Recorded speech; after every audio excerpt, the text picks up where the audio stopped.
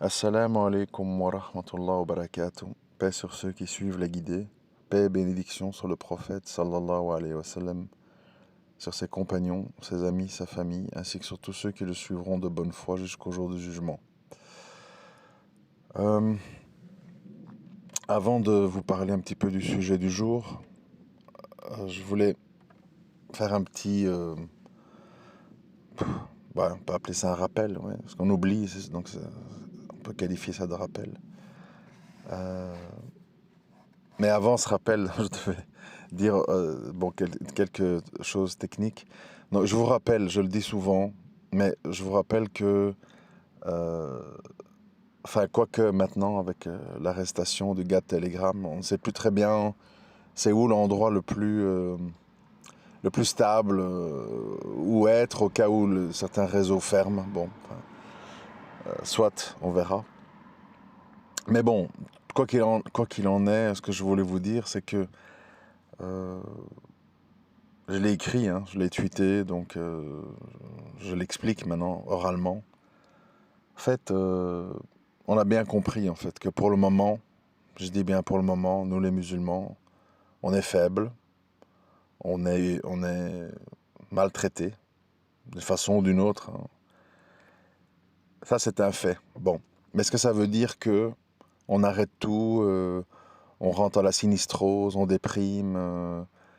Pas du tout. Au contraire, en fait. Au contraire, ça veut dire que si on est dans l'époque où on ne peut plus combattre le blâmable et le faux par la main ou par des actions politiques, je veux dire concrètes, ben il nous reste tout de même la voix, l'écriture et le cœur. Ça veut dire en fait que c'est bien beau, hein, c'est bien beau de s'attrister, Gaza, etc. On s'attriste tous. La question, c'est on fait quoi? Alors, soit on s'habitue puis on n'en parle plus, et on revient à nos discussions futiles, je sais pas quoi, gélatine de porc, oui, mais le mariage, blablabli, blablabla. Soit on dit, bon, on peut rien faire concrètement, en tout cas rien faire de productif, donc, ne fût-ce que vis-à-vis d'Allah, on va faire tout ce qu'on peut autrement. Ça veut dire à un niveau humanitaire, à un niveau prêche et à un niveau écriture. Là-dedans, on doit être hyperactif pour contrebalancer. Ça me semble logique, hein? Moi, j'essaie toujours de vous amener vers la logique. Alors je comprends, chacun ses projets, chacun ses ennuis, chacun ses dettes, tout ce qu'on veut, je comprends bien. Moi, je sais une chose, en tout cas, c'est que notre temps, notre argent, notre prêche doit compenser tout ce qu'on ne peut pas faire par la main. Parce que dans la vie, vous voyez, c'est comme si je dis, je vous donne un exemple, c'est comme si je dis, j'ai des problèmes financiers, je ne peux pas acheter des livres de dessin à mes enfants, etc. Exemple, hein, je donne comme ça, bon. Ça ne veut pas dire que je vais rien lui donner. Ça veut pas dire que tout s'arrête parce que l'idéal ne peut pas être atteint.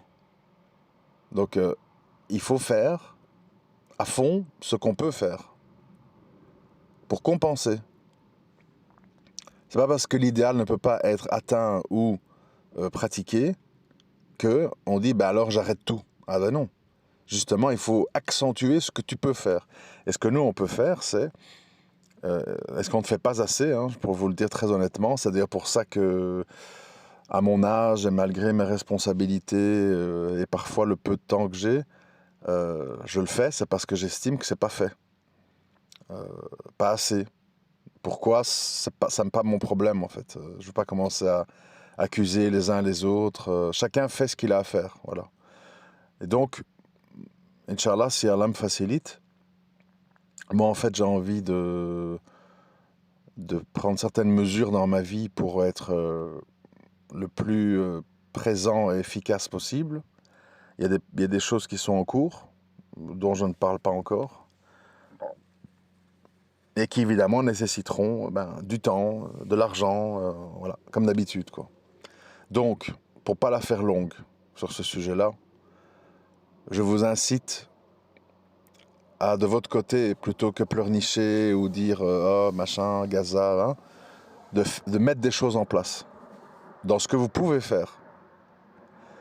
Deuxièmement, si vous ne pouvez pas, ou si vous ne voulez pas, ou si vous, je ne sais pas, vous avez des excuses qui font que même là vous ne pouvez pas, ben je dirais soutenez par vos invocations, par vos dons, ceux qui veulent s'investir.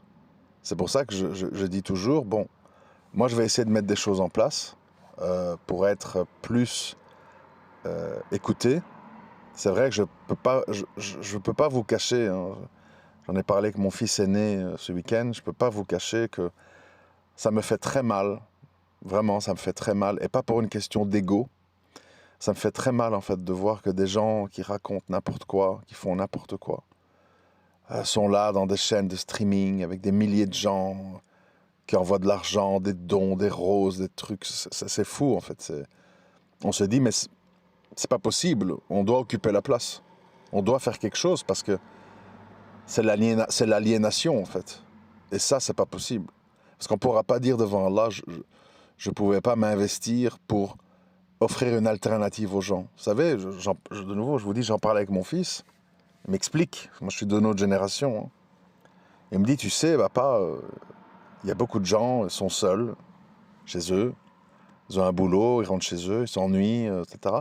Et en fait, voilà, ils suivent des influenceurs, des streamers, et ça devient un petit peu sa petite famille, et même s'ils font et disent n'importe quoi, ben les gens, ils viennent, ils soutiennent, ils font des dons, enfin, je sais pas tout ce qu'il m'a expliqué, là, ils versent des dons pour que leurs commentaires soient surlignés, ils s'abonnent pour avoir droit à ceci, cela, enfin bref. C'est-à-dire, apparemment, on vit une époque comme ça où les gens sont très isolés, euh, sont célibataires, n'ont pas d'enfants. Apparemment, ça devient un peu la norme. Et donc, les gens, en fait, se retrouvent sur les réseaux, ben, ils vont là où il y a quelque chose, quoi. Ils vont, soit c'est des gens qui font des conneries, hein, on ne peut pas appeler ça autrement, mais qui, malgré ça, ont un public. Ils vont chez des gens comme Bassem Braiki, enfin, ce qui est disponible, et ils vont là, et puis ça devient un petit peu leur microcosmos. Ce que mon fils me disait, c'est la télé des temps modernes. Les jeunes vont plus voir la télé. Ça les intéresse pas de voir le journal, les vieilles séries, les vieux jeux. Ils sont sur les réseaux et ils vont ben, là, vers ce qui est disponible. Et ils sont contents. Bon. Ça veut dire en fait que nous, les gens de la prêche, on doit s'investir plus. On doit occuper le terrain et on doit au moins, devant Allah, proposer une alternative pour que ceux qui ne s'en satisfont pas puissent aller ailleurs. Donc voilà, je vais essayer de m'atteler à tout ça, Inch'Allah. Et évidemment, je ne vais pas vous le rappeler à chaque fois, si vous voulez soutenir, si vous voulez aider, ben faites des invocations, faites des PayPal. Si vous voulez, je ne sais pas, des comptes bancaires, envoyez un mail, je vous répondrai. Bref, moi je vous incite à faire de votre côté tout, hein, parce que je ne peux pas faire la liste de tout ce que vous pouvez faire. Vous pouvez soutenir un orphelin, vous pouvez visiter des malades, vous pouvez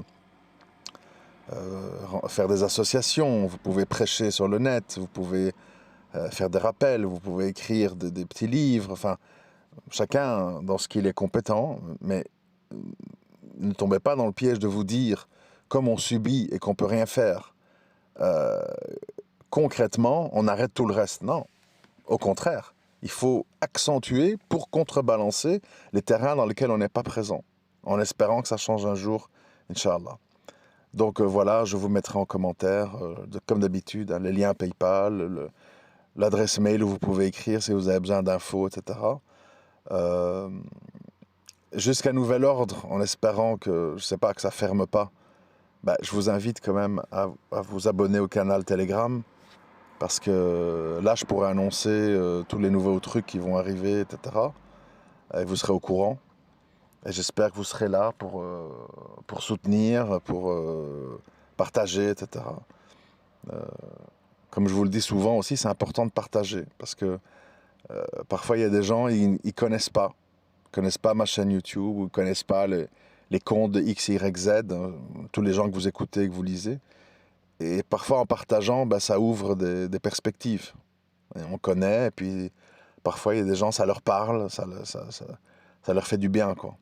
Donc n'hésitez pas non plus, ne soyez pas égoïste en tenant pour vous ce que vous estimez bien ou intéressant, rien que pour vous. Vous savez pas, il peut y avoir des gens que ça intéresse. Bref, ceci étant dit, revenons à des choses un peu moins terrestres.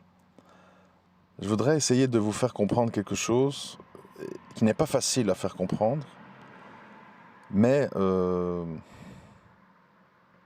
qui est sans doute le plus important de tout. On devrait méditer sur, à travers certains hadiths ou versets qu'on a en notre possession, on devrait réfléchir sur le sens. Parce que si vous lisez un livre sur la description du paradis, il y a quand même beaucoup de choses qui prêtent à réflexion. Alors, je vais vous prendre quelques exemples et vous allez voir que peut-être ça peut changer votre perception de certaines choses comme ça l'a fait chez moi. Alors, on nous dit, c'est connu, on nous dit le mujahid, donc le combattant, quand il reçoit une balle ou un coup de sabre ou je ne sais quoi, Allah fait que ça lui fait la même douleur qu'une piqûre de moustique. Malgré que toi tu vois une blessure ouverte, du sang, je ne sais quoi. C'est-à-dire qu'on cherche à nous expliquer par là qu'il y a la réalité terrestre et il y a la réalité céleste. Et que ce sont deux choses très différentes. Le paradis, je ne peux pas vous faire un condensé parce que c'est des bouquins entiers. Mais en substance, on n'aura aucun poil à part nos cheveux et nos sourcils. Pas de poils sur le torse, pas de barbe, pas de moustache. 33 ans, on sera très grand, très large, incirconcis. On ne connaîtra pas la vieillesse, les souffrances, le sommeil, les impuretés, urine, excréments, pas de jalousie entre les femmes, les houris, tout ça. Donc on comprend quoi? Donc qu'est-ce qu'il faut comprendre? Il faut comprendre en fait que la vie qu'on vit là, vous et moi, c'est une vie temporaire qui est, si on la prend comme argent comptant, quelque chose de très... comment on appelle ça, biologique. On mange, on va aux toilettes, on dort, on se reproduit, on souffre, on domine, on prend des territoires, on fait des guerres, bon, en gros. Mais est-ce que finalement, tout ça, c'est pas une illusion? Puisqu'en fait, dans notre vie éternelle qui nous attend, tous ces paramètres-là volent en éclats. Ça veut donc dire que, et je sais que c'est un peu compliqué, mais il faut faire un effort de concentration, ça veut donc dire que ce qu'on voit être comme réel et logique est peut-être en fait irréel et illogique et temporaire. C'est-à-dire qu'il faut inverser le raisonnement. Inverser le raisonnement. C'est un petit peu à l'image d'un escargot qui est sur l'herbe d'un terrain de football. Lui, sa réalité, c'est quoi? C'est le terrain et éventuellement les places autour dans le stade. Ça, c'est son univers mental. Pour lui, c'est gigantesque. Traverser un terrain de football, ça lui prend, je sais pas combien, 2-3 semaines. Et sortir de ce stade, à moins que quelqu'un te porte, est une expédition folle. Donc, toute sa logique mentale, elle est guidée par son microcosmos, qui est le stade de football. Mais, nous, on sait qu'au-delà du stade de football, il y a d'autres choses. Il y a la ville, il y a la région, il y a le pays, il y a le monde, et il y a l'univers, etc., etc. Donc ça veut dire que tout dépend de quelle perspective on se place. Mais ce terrain de football, c'est quelque chose d'artificiel.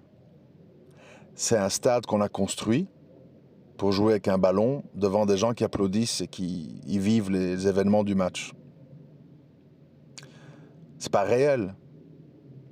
C'est pas réel. C'est quelque chose de superflu et de fictif, finalement. Mais qui, pour l'escargot, c'est un monde bien réel. Avec tout ce qui s'ensuit comme conséquence. Se battre pour trouver un endroit où boire, se battre pour trouver un endroit où dormir, faire attention de ne pas être piétiné, pas faire attention que la tondeuse ne te prend pas, etc. etc. Donc un monde plein de craintes, d'angoisse, etc. pour l'escargot. Mais ce n'est pas un monde réel. Au-delà de ça, il y a des mers, il y a des lacs, il y a des forêts, il y a une dimension évidemment beaucoup plus large, beaucoup plus grande. Et nous, en fait, on est dans le même cas. Nous, en fait, on ne comprend pas que la vie qu'on vit, c'est pas la vie réelle. C'est une vie temporaire, artificielle. C'est un petit peu, en fait, pour ceux qui ont vu le film Matrix à l'époque, ça implique que vous ayez plus que 30 ans au moins, ça implique en fait que c'est un peu l'inverse que ce qu'il y a dans ce film. C'est-à-dire que le monde fictif, c'est le monde de la matrice, et le monde réel, c'est le monde voilà, où tout est dur, il faut, etc. Ici, moi, je pense que ce monde où on souffre, où on est fatigué, où on est soumis à des épreuves, où on subit les autres créatures, où on se sent comme ça ultra dominé par des impératifs, c'est un monde irréel, en fait. C'est un monde irréel parce que c'est un monde où une âme, nos âmes, vos âmes, sont enfermées dans un corps limitatif. Un corps qui est soit grand, soit petit, soit mince, soit gros, soit avec la peau brune, noire ou blanche, avec un cerveau comme ci, comme ça, comme ça. Bon, limitatif. Et c'est une station temporaire qui va être suivie de la vraie vie. C'est un peu comme si je vous dis, vos rêves, c'est la réalité, et votre vie réelle, c'est un rêve. Je ne sais pas si vous arrivez à imaginer ça. Vos rêves, c'est la réalité, parce que dans nos rêves, c'est l'esprit. Il n'y a plus des lois physiques qui s'appliquent sur vous. Vous passez d'un endroit à l'autre, vous n'avez pas besoin de dormir, vous vivez une aventure derrière l'autre, une sensation derrière l'autre. Et il n'y a pas les impératifs terrestres, maladie, fatigue, poids, blessure. Il n'y a pas ça. Est-ce qu'à un moment donné, je ne sais pas si vous êtes posé la question, étant donné que nos rêves, ça ressemble finalement beaucoup au paradis, dans le sens que on n'est plus soumis aux mêmes règles qu'ici. On est libéré en fait, puisqu'il n'y a pas de limite. Il n'y a pas de souffrance, il n'y a pas de... Quand il y en a, en fait, c'est un cauchemar. Et Allah nous dit qu'évidemment, au paradis, il n'y a pas de cauchemar. Donc, si on veut, dans nos rêves, il y a encore le monde terrestre qui influence avec une part de négativité dans ce monde abstrait des pensées. Mais le paradis, en fait, il faut expurger tout ce côté négatif. Mais je veux dire, on a des bribes à travers les rêves de ce que c'est d'être libéré de son enfermement corporel. Et donc moi j'en viens à me demander, en fait, si Allah nous dit tout ce qu'il y a après la mort, et que c'est la vie éternelle, et pas les 70 ans, 80 ans qu'on va vivre, ou moins, si en fait, on ne doit pas inverser notre façon de voir les choses. Tout ce qui se passe ici-bas, notre fortune, nos peines, nos joies, nos rencontres, nos épreuves, ce sont en fait des illusions temporaires, illusoires. Et la réalité et la grande vie avec un grand V, c'est ce qu'il y a après. Et avec les paramètres de comment ça fonctionne après. Ça va être ça, en fait, notre vraie vie, pour longtemps. Ici, c'est encore plus, comme ceux qui ramassent des bombes à Gaza, des bébés qui meurent à 2-3 ans, c'est... Je sais que ça paraît fou, mais c'est une sorte de miséricorde, en fait. C'est-à-dire, Allah, il vous arrache à cet enfermement terrestre très rapidement. Et tu pars vers la vraie vie. Mais nous, comme on réfléchit en terrien, entre guillemets, organique, on veut tous vivre le plus longtemps possible, se soigner, éviter les épreuves. Nous, les croyants, paradis, paradis, mais en réalité, si on réfléchit bien, honnêtement, qui veut vraiment plus le paradis que la dunya? Pas grand monde. Les gens aiment bien l'idée du paradis, mais sans sacrifier quoi que ce soit ici-bas. Comme on dit en français, il faut croquer, il faut avoir sa part. Mais bon, c'est pas sa part pour survivre, c'est sa part pour être dans le superflu. Et Dubaï, et machin, et les voitures comme ci, et les voyages, et les meubles, les cadeaux. Bon, on n'est pas dans un bout de pain, de l'eau et une natte dans une cabane. Et ça veut dire qu'on doit tous se poser la question, avec nous-mêmes, est-ce que j'ai conscience que ma chambre ici dans mon HLM, c'est une station et une situation extrêmement temporaire qui est illusoire puisqu'elle n'est pas longue. C'est-à-dire, la réalité, c'est ce qui va être long dans le temps. L'illusion, c'est ce qui est court et dans lequel tu subis plein de choses que tu ne contrôles pas. Je l'ai déjà dit plusieurs fois. On subit les maladies, on subit le sommeil, on subit le besoin de faire ses besoins. On subit. On n'a pas le choix, en fait. Donc, la vie de la libération, qui est la vie d'après, c'est ça la réalité. La longue réalité. L'irréel et le faux et le limitatif, c'est nos vies actuelles. Et c'est pour ça qu'on dit, Allah il dit dans le Coran, je crois que c'était adressé aux Juifs, qui se disent croyants, etc. Si vous êtes véridiques, souhaitez la mort. Et ils ne veulent pas la mort. Ils veulent être ici, les bar mitzvahs, et l'argent, et le grand Israël, et ceci, la puissance, attaquer, dominer, et les start-up en bourse, ils veulent être... ils veulent croquer, quoi. Et Allah, il les connaît bien. Ils disent, ouais, religion, cachère, machin, mais en réalité. Et nous, on doit faire attention de ne pas suivre ce chemin-là. Ni le chemin des chrétiens, qui se sont égarés. Des statues, des vierges, des Christ, des croix, des trucs, des machins, des bougies, des hosties, des confessions chez un autre humain. Ils ont exagéré, se sont égarés. Ils veulent l'au-delà. Il y a des chrétiens, ils font des sacrifices terribles. Ils sont dans des couvents, des monastères. Ils ne parlent pas, ils prient toute la journée, etc. Ils n'ont pas de relations sexuelles, ils ne se marient pas. Ils font des gros sacrifices, les chrétiens. Mais ils ont exagéré. C'est pas moi qui le dis, c'est Allah. Ils ont exagéré. Parce qu'Allah, il veut que nous soyons des gens équilibrés. Parce que c'est dans l'équilibre qu'on construit des fondations solides. Dans les exagérations ou dans les réactions d'orgueil ou de déni, soit on encourt la colère d'Allah, soit on s'égare. On devient un innovateur. Mais derrière tout ça, il y a l'idée que on devrait se libérer de la peur de la mort. On devrait se libérer de dire mesquine pour des jeunes qui meurent.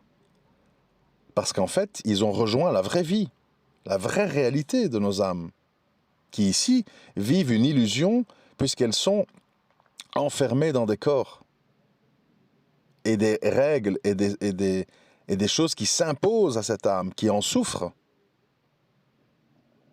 Nous sommes nombreux à dire on voudrait ne jamais dormir. On aime bien dormir, pourquoi? Parce qu'on a sommeil. Mais en fait, on ne voudrait pas dormir. On voudrait faire ci, et on voudrait voyager, et on voudrait jouer, et on voudrait parler, et on voudrait rencontrer. On n'a pas envie de dormir. Concrètement, on ne voudrait pas dormir. On dort par nécessité biologique. Qui ici aime aller aux toilettes? Uriner, excréments, se laver, l'eau, truc. Tout le monde est dégoûté, on n'aime pas ça. Mais on est obligé, ça s'impose à nous. Qui aime bien être malade? La fièvre, t'es couché, truc, médicaments. Personne n'aime ça. Personne. Mais tu subis. Et même, je pense sexuellement, oui, les gens aiment l'orgasme, parce qu'Allah, il a fait qu'on a un moment de plaisir pour qu'on ait envie de se reproduire. Mais tout ce qui a, je veux dire, tout ce qu'il y a autour, c'est un peu superflu. Les gens voudraient la sensation, sans spécialement que ça implique ceci, cela. Donc en fait, on a des choses obligatoires. Ça amuse personne. Moi, c'est mon cas, quand il faut lire de près, de devoir mettre des lunettes. C'est contraignant. Mais t'as pas le choix. Parce que ton cristallin ne fonctionne pas comme quand tu étais jeune. Il est soumis à des réalités terrestres. Nous sommes soumis à la gravité. On ne peut pas sauter, s'envoler ou faire des sauts de 20 mètres comme dans des jeux vidéo. Tu es même le plus riche des millionnaires, Bill Gates et machin, ils sont là avec les 2 pieds sur terre et ils doivent mettre des chaussures et ils doivent marcher. Le meilleur des cas, trottinette électrique, etc. Mais tu es soumis à des choses. Tu dois recharger la batterie de ta voiture, de ta trottinette. Tu es obligé. Vous connaissez une voiture électrique qui fonctionne sans rechargement? Ou une voiture à essence qui fonctionne sans mettre du pétrole dans le réservoir? Non, ça s'arrête. Tombe en panne. Donc tu es obligé. Et toutes ces obligations dans la vie réelle, la vie d'après, elles n'existent plus. Tu bouges sans nécessité d'énergie. Tu as des orgasmes sans devoir, je sais pas, vivre certains trucs qui ne sont pas agréables. Tu as plusieurs femmes sans les inconvénients des jalousies, des mensonges, de la sorcellerie. Il n'y a pas, tout le monde, tu es heureux, tout le monde est heureux avec toi, en symbiose. C'est ça le vrai monde. La vie médiocre qu'on vit ici, c'est une vie temporaire. C'est une vie qui n'est pas réelle. C'est la vie d'un corps terrestre. C'est pas la vie de nos âmes. Mais Allah, il a voulu, pour éduquer nos âmes, qu'on passe par cette illusion. C'est exactement, si vous voulez, un parallèle, comme si je te dis, mets des lunettes, comment on appelle, de réalité augmentée, finis ce jeu, et quand tu auras réussi, enlève-les, et ta vie va être changée, tu auras vécu des trucs. Donc Allah il nous met dans une vie irréelle, afin qu'on en tire des leçons pour notre vraie vie réelle dans l'au-delà. C'est comme ça qu'il faut concevoir les choses. Je sais que c'est pas facile, mais il faut bien réfléchir. Quand Allah il nous dit qu'à la fin des temps, qu'il y aura la famine, le croyant va se nourrir de dhikr, ça veut dire quoi? C'est-à-dire quand tu vas dire Allahu Akbar, Subhanallah, Alhamdulillah, La ilaha illallah, ton ventre il va se remplir. Allah il va intervenir dans l'irréel pour réellement t'enlever la sensation de faim. Subhanallah. Il faut être très attentif. Quand Allah il te dit que En tant que combattant, quand tu reçois le coup, la douleur, tu sentiras comme une piqûre de moustique. Ça veut dire il va diminuer la douleur dans l'irréel par le réel. Tout ce que vous pensez réel, vous devez penser que c'est irréel. Et que la vraie réalité et la vraie vie, et les vraies relations et la vraie profondeur, tu l'auras après. Ici, c'est un lieu d'apprentissage, de combat, de patience, d'endurance et d'adoration. Rien d'autre. Tout le reste, c'est la course aux richesses. La course aux richesses, c'est intéressant. Moi, je suis quelqu'un qui est très attaché à l'argent. Pourquoi? Pour m'acheter des Ferrari, faire une piscine, un cours de tennis chauffé, m'acheter des Rolex? Non. Parce qu'avec de l'argent, je peux être une main qui donne, une main qui soutient, une main qui apaise, une main qui fait du bien. Donc j'aime beaucoup l'argent. Oui, c'est vrai. J'aime beaucoup l'argent. Pour l'effet que je peux produire avec l'argent. Pour mes frères et sœurs. Pas pour m'ensevelir de superflu. Et vous devriez tous comme ça. Ne détestez pas l'argent. Faites de l'argent. Dans le but d'être la main qui donne et pas celle qui demande. Voilà. Il faut revoir notre programme, mes frères et sœurs, notre programme informatique de notre cerveau. Il faut le réinitialiser. Vous êtes dans un jeu vidéo où vous devez apprendre des choses et où les pièces d'or que tu vas gagner, les trésors que tu vas trouver, sont intéressants pour aider les croyants en souffrance et remplir ton livre de bonnes œuvres. Tout le reste, illusion temporaire. Le vrai, c'est après. Je vous remercie de m'avoir écouté. Assalamu alaikum wa rahmatullahi wa barakatuh.